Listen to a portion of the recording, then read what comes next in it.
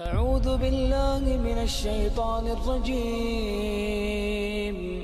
بسم الله الرحمن الرحيم. And the people of paradise will be those who have good character and conduct. A person whose character and conduct is very bad, normally there is something lacking in their iman. A sign of iman of a person is that their character is exemplary. That is a sign of iman. When Muhammad sallallahu alayhi wasallam, when his character and conduct was questioned, meaning people asked about it, may Allah subhanahu wa ta'ala grant blessings upon his entire family. What did the family members say? Aisha radiallahu anha comes up and says, Kana khuluquhu al-Quran.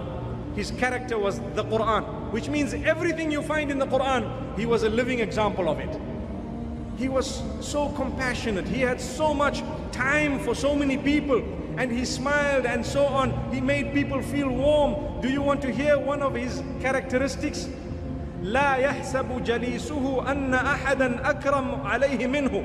None of the people who sat around him felt that there was anyone else who was more honored than him in the eyes of Muhammad sallallahu alayhi wasallam. Which means when he sat with people, they all felt so close to him. Each one felt the closest to him. Imagine, that was a miracle. But with us, we cannot even make our family members feel close to us, the members of the ummah. And wallahi, without a joke, I'm saying this for the second time today, I have seen people who appear to be very, very religious, but their character and conduct stinks, really.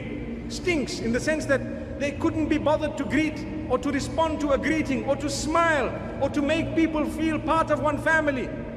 Yet sometimes they have their own family members, even their own children, who might be worse off in position than those whom they refuse to greet. It can happen. Allah can test you with anything. So remember, like you are bothered about your children, like you are bothered about saving yourselves and your children from the fire, you need to be bothered about the others as well, and you need to be bothered about how best you can help them as well.